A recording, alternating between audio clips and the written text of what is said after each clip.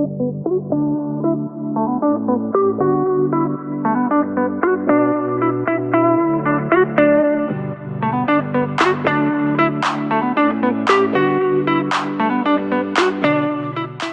Marcelo. I'm privileged to be here. I started in the fitness industry through a family business that I bought out when it was like not doing really well in 2010, and I've grown it since.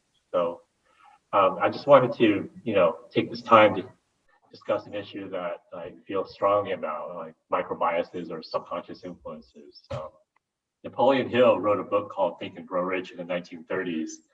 And most of today's self-help gurus and leaders refer to the concepts that were developed by him.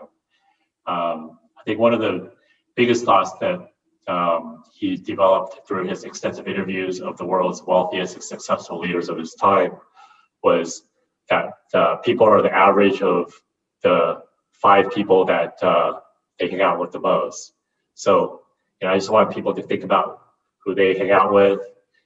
Do they like who they are? Do they like who you are as an individual? Do you have room to grow and develop as an individual? So if so, you should seek out those people who embody these, wanted traits, and eventually they'll become your own. So essentially, it's the learning about the people around you and surround you every day. Oftentimes, these groups are, developed into mastermind groups. There's a lot of support for entrepreneurs. But I do feel like there needs to be groups that are developed for younger people and teenagers, especially. These are like teams that help you to become an improved version of yourself. I mean, it doesn't necessarily mean that like you need to lose the people who are in your lives currently. It just means that you add to the circle of friends that you have that can help you along your journey. For example, when I was in high school, I thought my friends there would be forever, hung out with them a lot. And then I went to college, and then I joined a fraternity, and I thought my fraternity brothers would be in my lives forever. And many of them are, and I appreciate all of them, especially the ones that got me through Physics 1A. But my life now as an entrepreneur is surrounded by other entrepreneurs and CEOs, very different than the college buddies that now work for them. So it's just a different dynamic. Changes in social circles are normal, but Buddha said that when a student is ready, a teacher will appear. This may involve friends and colleagues that enter and disappear from my life, but ultimately in the end, they always live on in the impact that they had on me. Sometimes we are not ready to fully accept or expect these life changes. For example, I wasn't ready to get married, but when I met my ex-wife, I did get married because that was the thing to do. I wasn't ready to be a parent, but I did. I love my children. They're like the top priority of my life.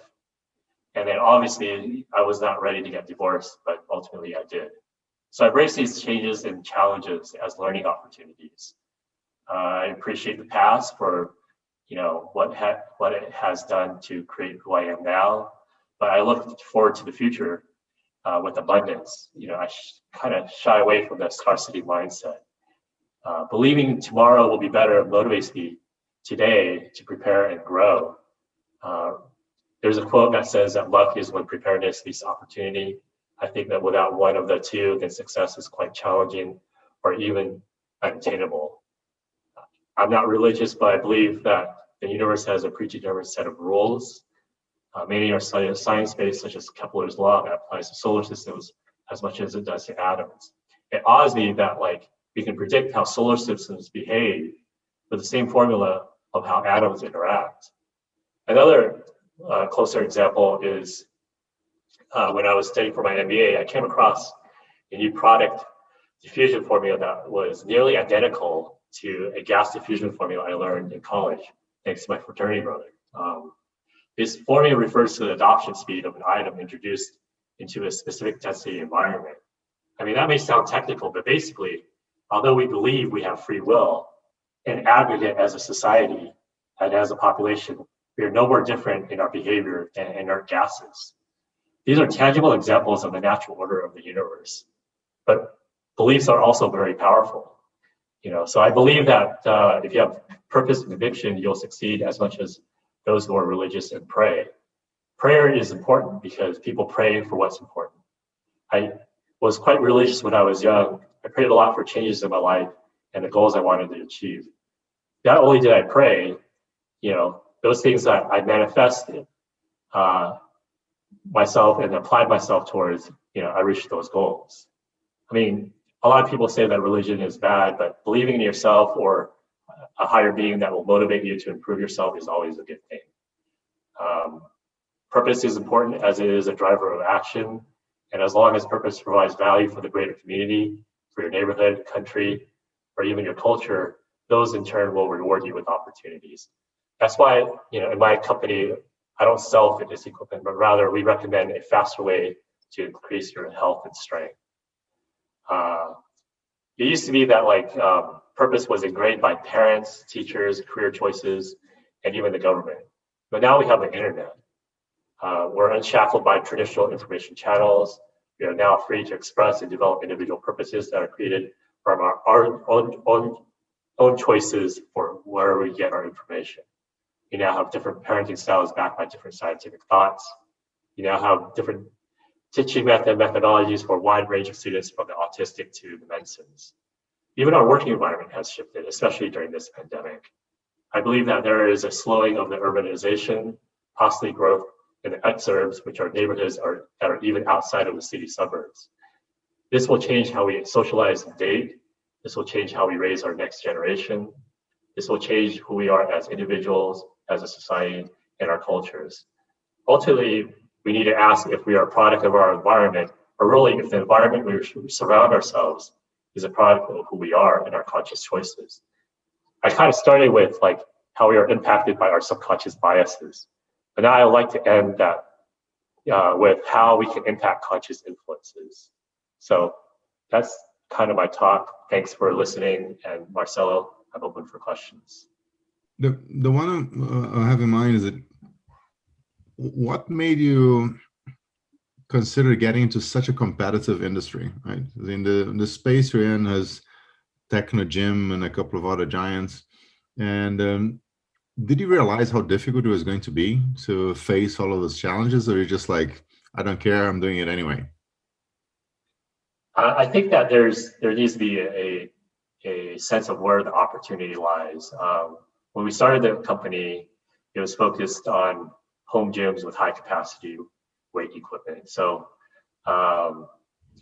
it was stuff that you would find in mostly commercial gyms or membership gyms that weren't really readily available for the home. So we found a way to say, okay, well, instead of having the only option of going to the gym to work on these machines, you can have that same type of quality and build for your home. So especially for bodybuilders or strength athletes like football players or wrestlers, it's a way for them to work out at home in a safe environment.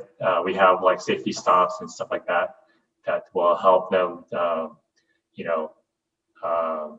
be safe when they're working out without a partner or a spotter.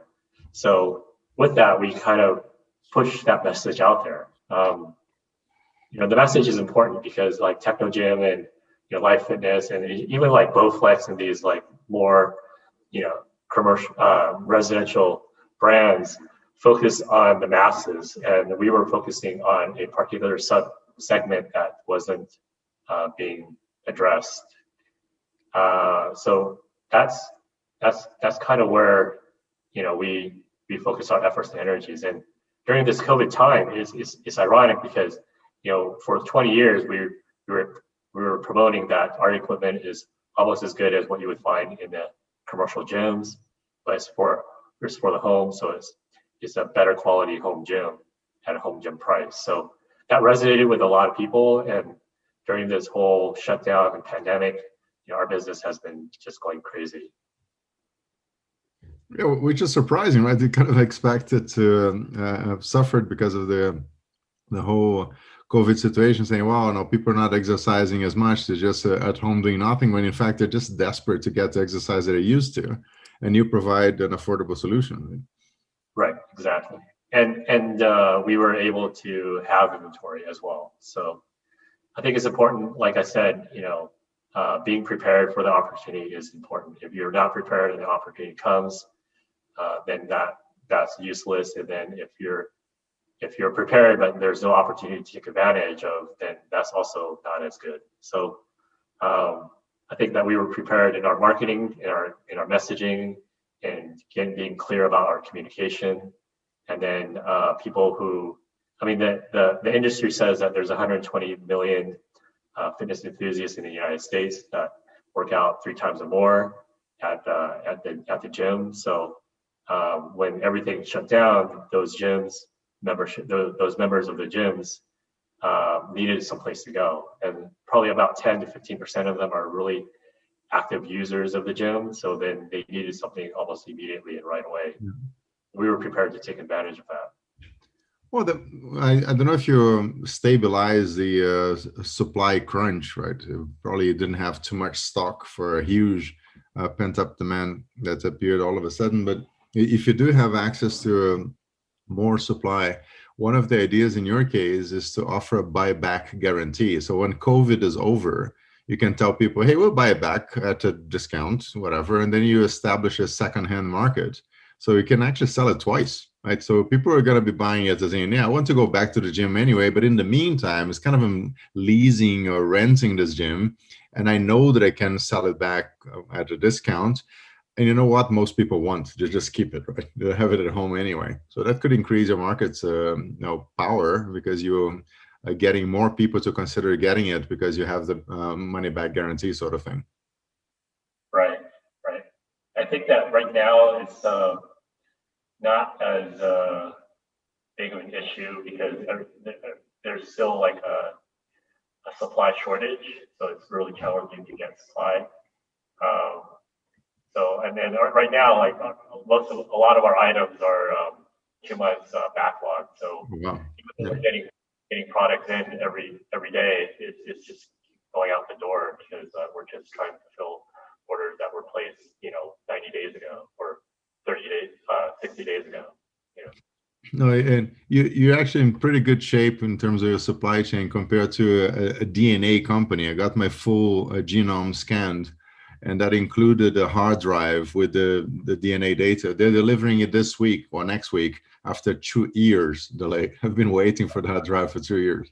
But then again, no, I don't really need the data. It's just that they were much more successful than they thought they were going to be when they put their prices all the way down for a full genome scan. And I understand that, it's basically marketing projections gone awry. And for me, the consequences are fine, but I'm sure lots of customers are quite upset with them. Yeah. We have pretty strong partners. I think that we're one of the few brands that have, legacy ties to our supply chain sources in China. Mm-hmm. So it's important to have relationships, and those relationships that can help you are ideal in challenging situations where, our factory, who we've worked with for a long time, what kicked out other customers because we needed the production capacity. So we were more of a collaborative partner than the larger brands that were coming in and just squeezing them on price. Yeah, and how are you getting the equipment in the US? Are you having any delays because of the pandemic, or that's been sorted out?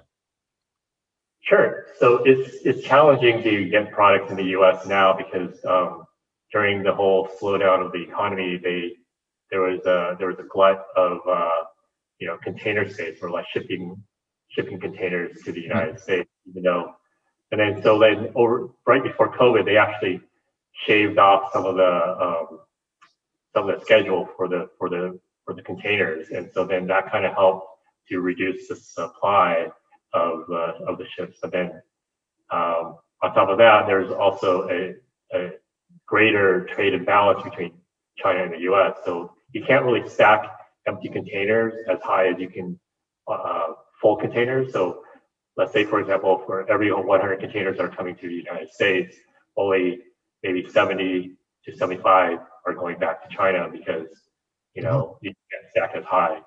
And then on top of that, there is rumors that China is going to shut down production and have an extended Chinese New Year's this year. Yeah. So instead of the typical 2 weeks, they're thinking about even having a 4-week shutdown. Whoa. So a lot of people are now scrambling to try to get their products onto ships and get them shipped out before the Chinese New Year's. Wow, aren't you happy you have those old strong relationships with the Chinese partners? Because they'll, if anything happens that is outside of their control, at least they're going to be telling you as soon as possible so you can prepare. Right? So the relationship element is so important. Right, exactly. Yeah. Oh, so and it's fantastic to have you here. Great to hear your story. Thank you so much for your support. And let me know. Well, first thing is there anything teenagers can do to help your business? Do you have internship opportunities for them? Yeah, definitely. We have, we have internship opportunities for college students who have a particular skill set, whether it's in accounting or in sales, marketing, product development, even engineers. So those are always open. For high school students, I think that the best thing is that there's a diversification of how people exercise and then the interests that they have, especially among the millennials. So it's more about individualization. So it's one of the reasons why we went from an all-inclusive product to more of a modular product, so that you can pick and choose the components that you want for your home gym. I think the teenagers, with biohacking and everything else, they can continue to try to, develop their own culture and stay healthy that way versus trying to, follow people who are not in their body type or genetic makeup and then try to be like them. They should be individualistic and be who they are. Yeah. That's for sure. But if you do have any opportunities, like maybe in your marketing department where teenagers can help out, like doing the data collection and similar tasks, maybe we'll have some teenagers interested in helping out and learning along the way. So if that's of interest, we can discuss it later. We're just starting this program of trying to help teens from around the world working virtually with the mother or the father as supervisors in this case. And matching them with companies. So if you have any ideas, just let me know and I can start promoting it as well. Yeah, definitely. Yeah. Oh, great, Vin. So thanks again for your time. I hope you stay safe and healthy and they'll have a chance to meet in person soon. All right. Thank you.